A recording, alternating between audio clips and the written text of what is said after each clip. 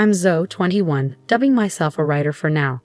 With me is my older brother, Mr. Axel Reyes, age 30, navigating the corporate world post-college. We lost our parents tragically in a car accident when I was in 9th grade. The shock threw me into a deep depression, rendering me a recluse, unable to attend high school. Thanks to my brother's unwavering support, I sought help and gradually regained my footing. Our parents' passing left my brother, fresh out of college, shouldering the responsibility of caring for me.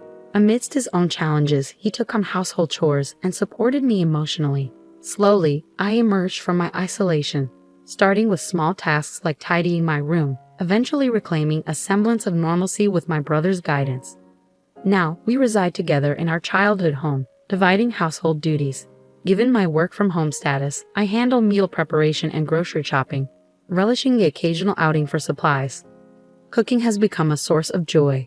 I excel at concocting dishes from recipes discovered online during my hermit days. My brother, akin to a parent figure since our loss, embodies a blend of kindness and discipline. His dedication to education paved the way for a successful career, culminating in a leadership role at a prominent company. Over time, he blossomed socially, culminating in a relationship with Miss Nora Reyes, his now fiancée. When my brother introduced Nora to me, her elegance and warmth immediately resonated. She's a charming office lady at a major food company, a graduate of the same university as my brother. Despite her youthful appearance, her maturity shines through, earning my instant admiration. Nice to meet you, I'm Zoe, the sister. Please take care of my brother, I greeted warmly. Likewise, replied Miss Nora Reyes with a smile. You're such a darling sister. I always wanted a sister, so I'm genuinely thrilled you'll be joining our family, Nora expressed, her smile radiant. Despite her slightly heavy makeup, her warmth was palpable, painting her as a delightful addition to our lives. Curious about me, she inquired, and Axel, my brother, stepped in to field the question. Well, actually, Zoe didn't attend college. When our parents passed away during her 9th grade year, she grappled with mental health issues. It took her some time to overcome, but she's leading a normal life now, Axel explained, his pride in my resilience evident. Surprised, Nora probed further, and I joined in, acknowledging the tumult my illness had caused and expressing heartfelt gratitude for my brother's unwavering support. I understand now, Nora responded, her demeanor shifting slightly. Axel, sensing tension, sought to reassure her, urging her to see beyond appearances. Attempting to lighten the mood, I injected a joke, but Nora's solemn response caught me off guard. In that moment, I sensed there was more beneath the surface of her reaction. As I learned more about Nora's background, it became evident that her family boasted an impressive lineage of academic and professional achievement. Despite the stark differences in our upbringings, I harbored hopes of my brother joining this esteemed family. Amidst wedding preparations and my brother's evident happiness, I lent a hand where I could, finding joy in his joy. Then, one day, my smartphone rang, signaling a potential turning point in our story. Feeling a flutter of nerves, I hesitated before answering the call from an unknown number. But seeing it was displayed, I took the leap. Who is this? I inquired cautiously. Zoe, I'm Nora's mother. Nice to meet you, came the unexpected voice of Nora's mother, who would soon be my mother-in-law. Surprised by the call's source, I braced myself for what might follow. What can I do for you? I asked, my anxiety palpable. Nora's mother broached the topic delicately. I heard from Nora that you didn't attend high school and only graduated from middle school. I swallowed hard, sensing where the conversation might lead. Yes, when my parents died in an accident, I struggled with mental health issues. It took me a long time to fully recover, which is why I couldn't attend high school. Her response was measured yet cutting.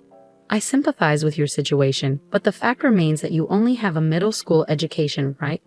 Yes, I confirmed, bracing for what would come next. I have a favor to ask, she continued. Please do not attend Axel and Nora's wedding ceremony. Actually, don't attend at all. I was taken aback by the audacious request, struggling to comprehend its implications. What do you mean? I stammered, trying to make sense of her words. With a blunt sigh, she pressed on. Salon and Nora both graduated from top universities, and my husband and I also graduated from college. Of course, all our relatives have college degrees. You're not very smart, are you? No wonder you only finished middle school. Her words stung, but I listened as she explained further.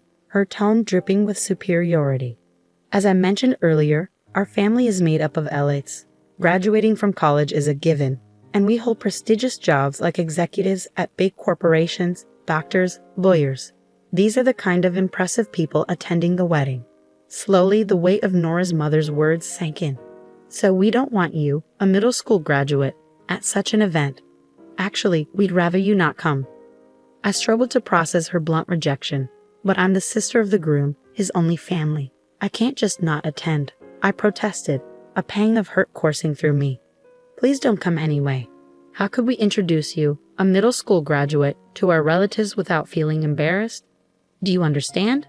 She pressed, her tone cutting. After the call ended, anger mingled with hurt, and I trembled with indignation. It wasn't the first time I faced disdain due to my education level. My parents, too, had harbored similar sentiments, overly concerned with appearances and reputation. Yet despite their judgment, I never viewed my life as embarrassing. I refused to accept being looked down upon by others. But amidst my frustration, a new conflict emerged. What if my presence at the wedding jeopardized my brother's happiness? Could I bear to see him suffer on my account? Despite the years of support he'd given me, I couldn't bear to be the cause of his distress. In turmoil, I confided in my brother about the situation, fearing his disappointment. To my surprise, his response was unwavering support. "Don't worry, you're my sister, my only family. Feel free to attend my wedding," he reassured me, his words a balm to my wounded pride. "I'll protect you no matter what, but if I cause trouble for you, I don't mind not attending," my brother reassured me, his unwavering support a comforting embrace. "There's no way to cause trouble, Zoe. You're my one and only sister. If I can't protect my sister, what kind of brother would I be?" His words resonated deeply within me, strengthening my resolve. "Thank you, brother," I replied, emboldened by his unwavering faith in me. Encouraged by his words, I decided to attend the wedding. On the day of the wedding, during the family introduction, as my uncle presented me as our family representative, I couldn't miss the disdainful glances from my sister-in-law's parents. My brother, ever perceptive, seemed to notice their attitude. At the reception, the seating arrangements for the families were clear, yet I couldn't help but wonder if a seat had been set aside for me. To my relief, there was one, but as I took my place, I felt the weight of piercing stares upon me. Indeed, my mother-in-law's gaze was particularly intense. Marching over, she confronted me. "Weren't you told not to come? You'd be a disgrace to our family," she accused. "I am his real sister. There's no reason for me not to attend," I asserted firmly, refusing to be belittled. "For a middle school graduate, you sure are insolent," she shot back before walking away, leaving her harsh words lingering in the air. As the bride and groom made their grand entrance, I couldn't help but smile, seeing my brother amidst a different atmosphere.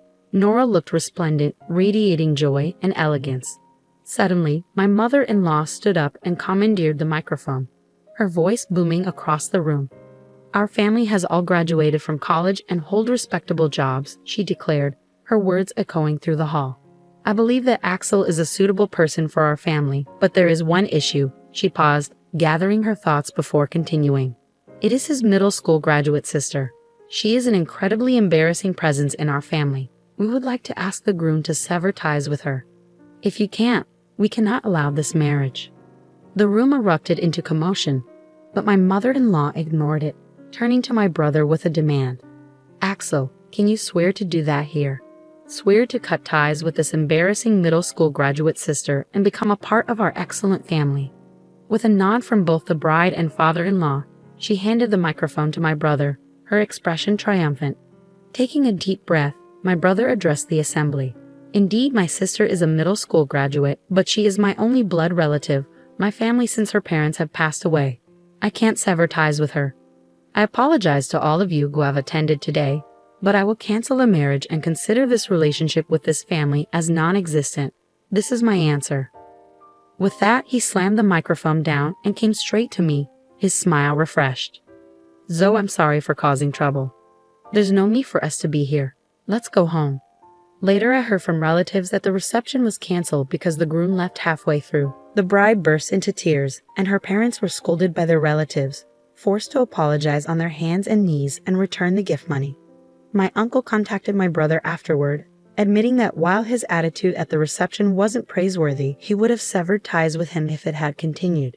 He offered to pay a suitable amount of consolation money and have the bride's side bear all the expenses for the ceremony. But my brother refused, insisting on a sincere apology for his sister. After a while, a meeting was arranged at our home for post-settlement discussions. Determined to assert myself, I steeled my resolve for the meeting with my former in-laws. Only 3 of them showed up: my ex-sister-in-law and her parents. They handed my brother some money as a gift, labeled as an inconvenience fee, and offered apologies for the rudeness of the reception. However, their words lacked sincerity, tinged with reluctance. My ex-mother-in-law muttered statements like, "We should have investigated more thoroughly. If we had, this wouldn't have happened," showing no genuine remorse. Likewise, my ex-father-in-law echoed similar sentiments, blaming my brother for not disclosing details about me from the start. Anger simmered within me as I executed my prepared plan. Addressing my ex-father-in-law directly, I remarked, "Well, you're not really my stepfather anymore, but for convenience I'll call you that. You work at Rainbow Publishing, right?" He glanced at me with a hint of disdain. "Yes, I do. I'm a director there. What about it?" I held his gaze, my resolve unwavering. "I work with Rainbow Publishing, but I can't bring myself to support a company where you are. I want to terminate the contract, if at all possible." He brushed off my words with arrogance, claiming, "I don't care. There are plenty of workers. It won't have any impact." "Understood. I'll quit immediately, and I'll sign a contract with your rival company," I declared, refusing to be intimidated by his demeanor. With my ex-father-in-law's arrogance on display and my peripheral vision catching the stunned expressions of the others, I stood firm, determined to assert my worth and reclaim my dignity. I dialed the editor at Rainbow Publishing to inform them of the contract termination. There was a stir on the other end of the phone, but I remained resolute, conveying my message before hanging up. Without delay, I contacted the rival company to express my intention to proceed with a contract. Despite my actions, my ex-father-in-law retained his smug demeanor, while my brother, still bewildered, glanced nervously around. Eventually, a call came through to my ex-father-in-law's smartphone. "Hello," he answered, his tone shifting as he listened intently. "It's me." "Yeah? What? The president? What's going on?" His expression paled as he whispered into the phone, and upon ending the call, he turned to me with a newfound gravity. Are you the popular author, Yes Ray?" he inquired, his tone incredulous. "Well, yeah. Yes Ray is my pen name for light novels." "So what?" I replied evenly. "Wait, you mean our president said a popular author is breaking the contract with us, and it's my fault?" He realized, his tone shifting to one of realization. "I simply asked you if it was okay to terminate the contract, and he said it didn't matter. That's all there is to it," I explained, holding my ground. He sighed heavily before continuing, "I apologize. You're in a late, right?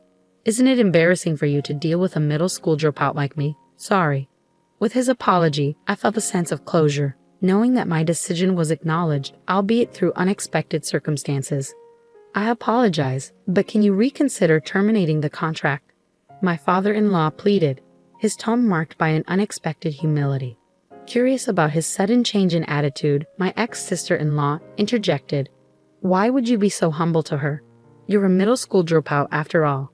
Frustrated, I snapped back, "Idiots. You're our publishing house's top author. If you leave, the damage to our company would be enormous. The president told me to take responsibility. At this rate, I'll be demoted." "What? Really? You?" "If that happens, it'll be too embarrassing to associate with the relatives." "Please, do something," my ex-sister-in-law and her parents pleaded, their confusion and desperation evident. "Please, can you reconsider?" they implored, their voices tinged with desperation. "It's impossible. The matter is settled, so please leave," I asserted firmly, my brother standing by my side in solidarity. "Then please leave as requested," my brother added, his smile brightening as we watched the 3 of them leave, their shoulders slumped in defeat. After their departure, my brother turned to me with a newfound admiration. "You're a popular author? I didn't know that." "Well, I used a pen name when I posted a work I wrote last year online. It got good reviews, and Rainbow Publishing offered me a contract. I've been making quite a bit of money," I explained, a sense of pride swelling within me. My brother's smile widened. a rare sight in recent times, and so the broken engagement was resolved. My ex-sister-in-law seemed to be seeking another partner, but no one would approach her since the incident became widely known. She eventually became reclusive and quit her job. As for my ex-father-in-law, being blamed for my contract termination led to his demotion to a regular employee. Unable to endure warehouse work, he resigned. My ex-mother-in-law faced harsh criticism from her relatives for her disgraceful behavior at the wedding reception and was no longer recognized by her once proud and accomplished family. It serves them right, I thought, grateful for the support of my new publisher. My popular work was turned into a comic, and its popularity soared once again. Now there's talk of an anime adaptation. My brother buried the memory of the wedding as a dark history and focused on working hard. Our days returned to being peaceful, and though I still racked my brain over creating light novels, I found happiness in the repetition of these peaceful days. I planned to go on a trip with my brother, taking our late parents' house with us, preserving their memory and cherishing the peace we found together.